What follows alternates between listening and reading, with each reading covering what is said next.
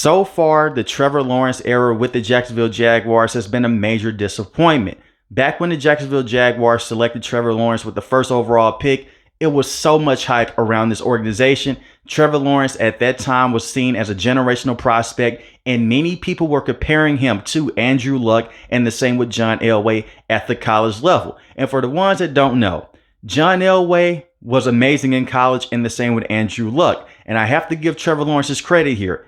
At Clemson, he was a beast.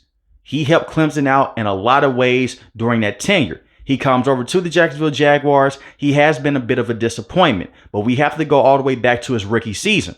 When you look at the Jacksonville Jaguars, they have not been a great organization. They've had some great moments. They've also had some horrible moments. It's the reason why they're the first team in NFL history to have back-to-back first overall picks.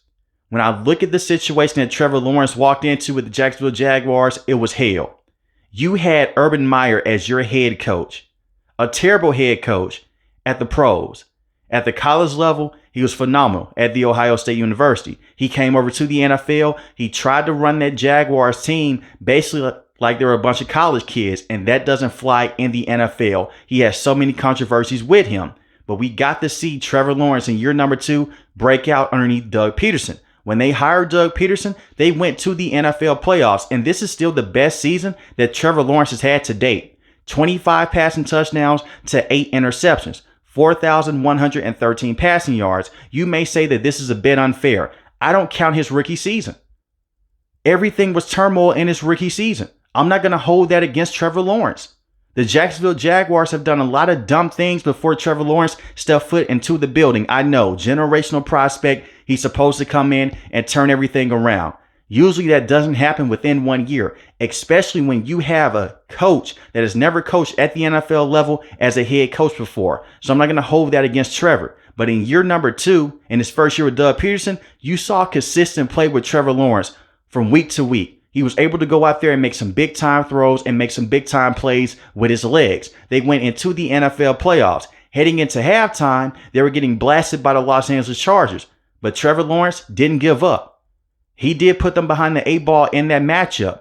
But he's also a huge reason to why they won that matchup against the Los Angeles Chargers in that playoff game. You can say Brandon Staley got outcoached by Doug Peterson. That is true. Trevor Lawrence had to come back from those dumb turnovers that he had in the first half, and he balled out in the second half against the Kansas City Chiefs. They lost that matchup the next week, 27-20. It was a lot of drops in that game by Christian Kirk. Trevor Lawrence was going out there making plays. He did have a bad interception, but it was 2 plays in particular. Christian Kirk comes down with the football. They may stretch on down the field, and they may walk away with a touchdown. Trevor Lawrence was special in that season.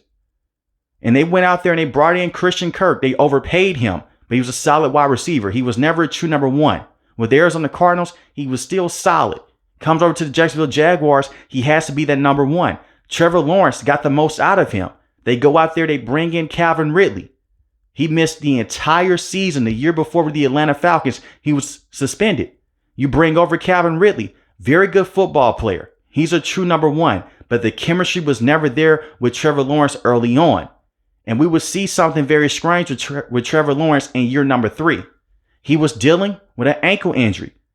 At the first half of the season, the Jacksonville Jaguars, they were red hot. They were one of the best teams in the AFC. But when he got hurt, Monday Night Football against the Cincinnati Bengals, when he hurt his ankle, he was never the same for the rest of the season. They'll go out there, they'll miss the NFL playoffs, and we know what happened.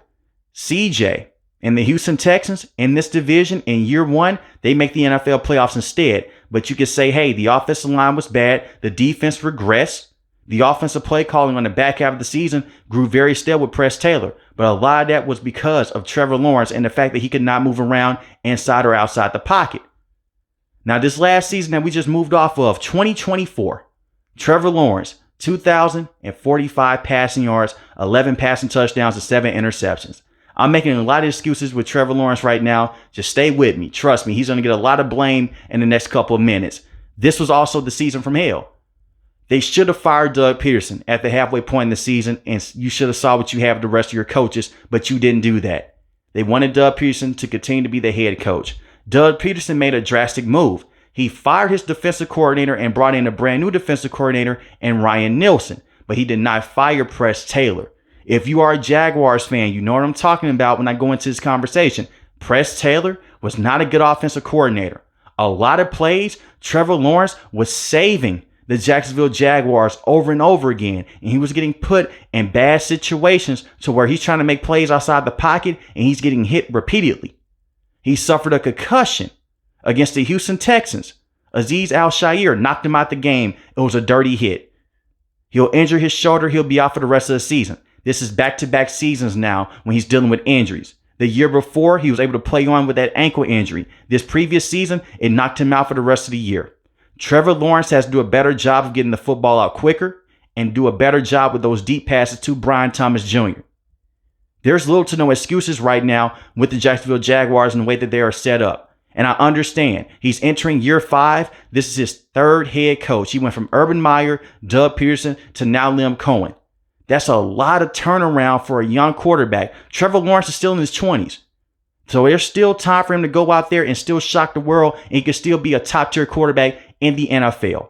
I don't think that he's going to go out there and play like Josh Allen, Patrick Mahomes, or Joe Burrow. He doesn't have to. He just has to be the best version of Trevor Lawrence.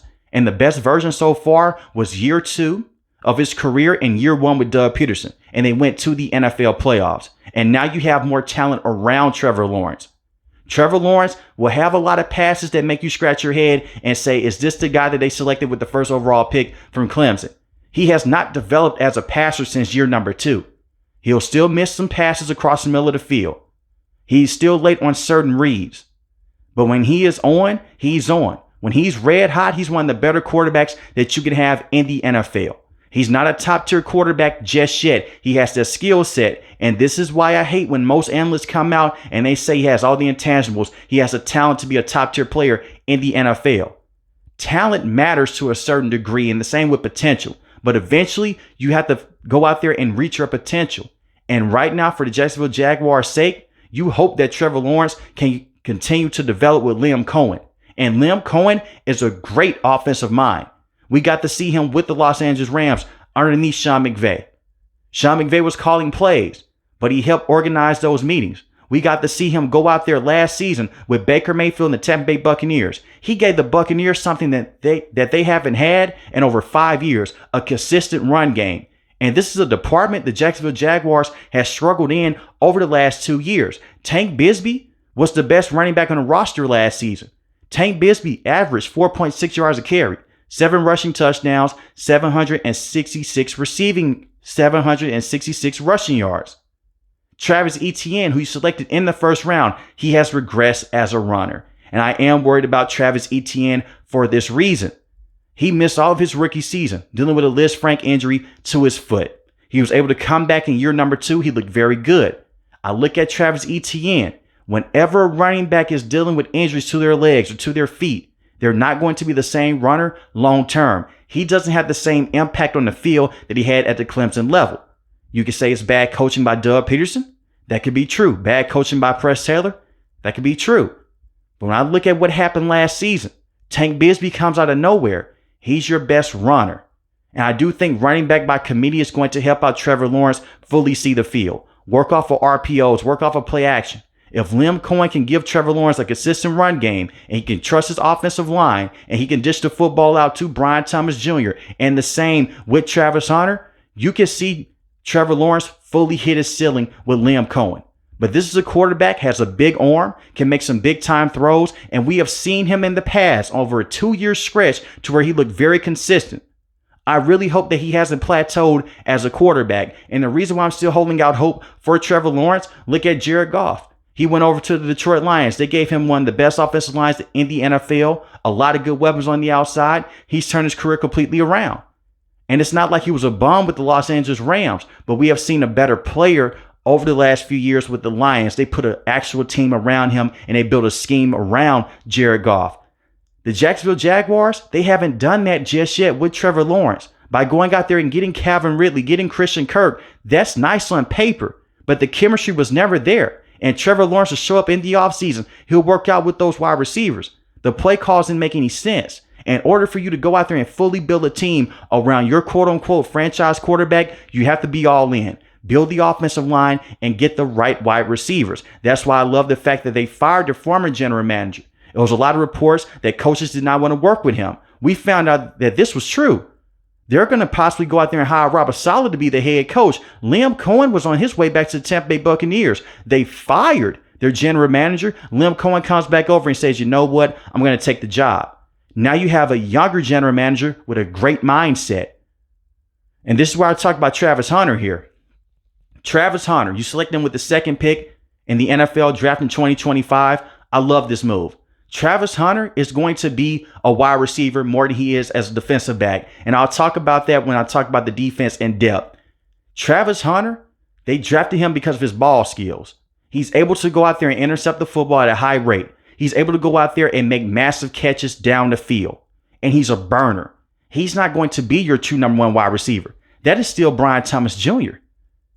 BTJ had the third most receiving yards last season, 1,282 receiving yards, 10 receiving touchdowns. He averaged 15 yards a catch, and he had 87 catches. He did this with Trevor Lawrence and Mac Jones of all quarterbacks. No offense to Mac Jones. He's not a good quarterback. But for Brian Thomas Jr. to go out there and do that in a bad offense, imagine what he can do with Liam Cohen, who's going to move him all over the field. And now you have Travis Hunter on the outside. You can put him inside the slot. The wide receiving room may be one of the strongest wide receiving rooms in the NFL potentially, just with Brian Thomas Jr. alone. You also have Gabe Davis. Let's not forget about him. He's getting paid a lot of money. Gabe Davis is a solid number 2. He's possibly wide receiver number 3 right now behind Travis Hunter. And we have to see Travis Hunter go out there and play. He hasn't done anything in the NFL just yet. But when I saw what he was able to do at the college level with Shedeur Sanders, he was phenomenal every single season at Jackson State, at Colorado. He's a phenomenal prospect to have. And you can put him in special teams formations, punt returns, kick returns. You're getting 2 in 1. You're getting a wide receiver and a defensive back.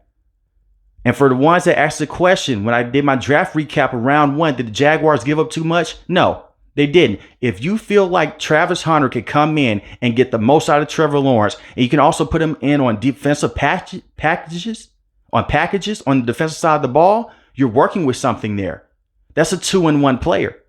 You give up a first round pick next year, fine. You have a lot of faith in your quarterback. And if you're not the biggest Trevor Lawrence fan, I understand. They just gave him a contract extension a year ago, $250 million. That's a lot of money for a quarterback like Trevor Lawrence, but he did get you to the NFL playoffs. He did win you a playoff game. But you want to see more from Trevor Lawrence moving forward. And by doing that, you put more weapons around him. So right now, the skill position, they're set. I am worried about the tight end position. They cut Evan Ingram. He's now a tight end for the Denver Broncos. But I look at Brenton Strange. How will he work out in this situation? 411 receiving yards last season, 2 receiving touchdowns. He was able to come in certain games and be the number 1 tight end. Evan Ingram missed a lot of time last season, and he ran into bad luck. And as far as the rest of the wide receivers, Parker Washington is a sleeper wide receiver, especially as a number 3 or a number 4 wide receiver. He's very good. And you picked up Brown from the Washington Commanders, who was a major deep threat.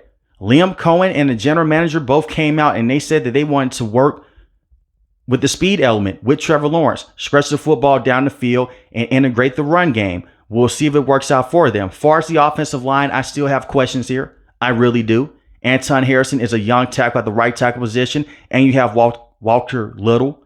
I think those are very good players. They're just young right now. It's going to take them some time to gel. You have Ezra Cleveland at the left guard position. I think that Wyatt will come in and he'll take over that job. They also selected him in the NFL draft in 2025. You have Robert Hainsey at the center position. Buccaneers connection there. He's not a great center, but he's able to work out in certain situations with Liam Cohen. So far with the Jacksonville Jaguars, they're doing the most that they can right now with Trevor Lawrence. Hopefully it does work out. They need Trevor to be the guy. In order for all of this to work out, they're going to be a fun football team with Travis Hunter, with Brian Thomas Jr., Tank Bigsby. But in order for this team to get to the playoffs on a consistent basis moving forward, especially in this division, they need Trevor Lawrence to step up. He's missed a lot of passes. He hasn't fully saw the field in a very long time. The organization has done him dirty, but he also hasn't stepped up. 2 things can be true. And I believe in both of those statements. I could be wrong. Let me know in the comment section below. But I feel like Trevor Lawrence has underachieved. A lot of it is on him. and the same on the organization, especially when you compare him to quarterbacks like Jaden Daniels and CJ. It's a bad look when CJ comes into this division 2 years in, back-to-back playoff appearances, and a playoff win in his rookie season. Those situations are a bit different. The organizations are better, but let's not act like the Houston Texans were a better organization than the Jaguars when they first traded Deshaun Watson. They were in NFL purgatory until they found CJ and they hired DeMeco Ryans to be the head coach. So Trevor Lawrence, it's time for him to step up into that category with Josh Allen, Lamar Jackson, and Joe Burrow. That was the hype coming out of college. And I know when you perform at the college level, it doesn't mean that you're going to always perform at the NFL level. Kyler Murray is dealing with a similar situation, but they paid you $250 million on a contract extension. It's time for Trevor Lawrence to step up. And if he can't step up with this coaching staff and with this roster, it is what it is. He'll just be an above average quarterback in the future. But that should not be the case with this roster and the skill set that he has. Now, it's more than just Trevor Lawrence. A lot of players on this team have not developed over the last few years. Josh Allen had a crazy year a year ago. This previous season, not so much. And the same with Trayvon Walker. Now, Trayvon Walker has become a very good, consistent pass rusher. 10.5 sacks, 2 forced fumbles. Josh Allen, 8 sacks last season, 1 forced fumble. That's a step down from the season before. That helped him get that major contract extension. I hope it's not one of those situations to where he got paid and he just feels content. He can still go out there and be a dominant edge rusher with Trayvon Walker. It's not too many teams in football that have 2 dominant young edge rushers that can come off the edge and give you a lot of pressure and also go out there and stop the run. Trayvon Walker, they selected him with the first overall pick in the draft after Trevor Lawrence. And there was a lot of criticisms about that pick. Aiden Hutchinson at the time for Michigan was a better player coming out of college. They selected Trayvon Walker because of the upside. Trayvon Walker is not a better player. He's not a bad player, pardon me. But he's not a better player than Aiden Hutchinson. He does more for this defense in certain situations. And let me explain. They will move Trayvon Walker around. They want him to go out there and stop the run. They'll flip him into coverage every now and then, and he can read screen passes. He does a lot. Don't just look at the sack number and say, man, Aiden Hudson has 15 sacks this season and Trayvon Walker only has 9.5. He's a bomb. No, they asked him to do a lot more than just rush the passer. And we got to look at this last season when their defense took another major step back. Trayvon Walker needs to go out there on a consistent basis and have his hand in the dirt. If you want to flip him back in coverage from time to time and you want to mess with the quarterback's head, you can do that. But they have to do a better job with running scheme plays up front instead of just saying, you know what, Josh Allen, go in one-on-one situations, and the same with Trayvon Walker. That's never going to work out. Look at some of the best edge rushers in the NFL. Myles Garrett, Max Crosby, Micah Parsons, and TJ Watt. What do all those players have in common with their defensive coaches? They move them around. They run different twists. They run different stunts up front. The Jacksonville Jaguars have not done that over the last 2 years. And when you look at that breakout season with Josh Allen, he was just able to blow past tackles on a consistent basis. They're figuring out their game. So hopefully bringing in a brand new defensive coordinator will help out the rest of his defense. I look at Devin Lloyd. He's a solid linebacker. Very good tackler, 2 sacks last season, 1 forced fumble, 1 interception. They just declined his 5th-year option. Doesn't mean that they won't sign him to a long-term extension, especially at the interior linebacking spot. But once again, it's a brand new leadership, brand new general manager. He didn't draft Devin Lloyd. I expect for them to keep Devin Lloyd at a cheaper number than that 5th-year option number. He's still their best interior linebacker that they have, but he needs to develop, and he's 26 years old. In the next 4 years, he'll be 30. You need these young players to eventually step up on a consistent basis. You have Olakon. I like him a lot. Solid tackler, can get to the quarterback every now and then. Now look at the secondary that they do have. This is why I said that Travis Hunter is going to be a wide receiver more than just a cornerback. For one, you have a quarterback right now that is struggling. You have an offensive head coach in Liam Cohen. That should tell you a lot. When an offensive coach is saying, go out there and get my guy, and he plays both sides of the ball, he's going to play more offense than he is defense. And on their secondary, they went into free agency and they picked up some cornerbacks. You already have a number 1 cornerback in Tyson Campbell.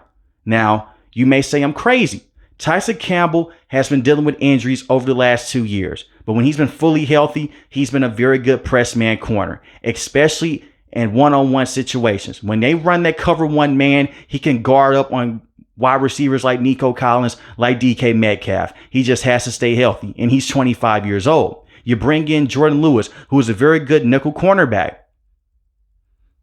And you also went into the NFL draft and you drafted Caleb with the 88th pick, a very good defensive back that's able to go out there and work in different situations from Tulane. You're stacked at the cornerback position with a lot of young players.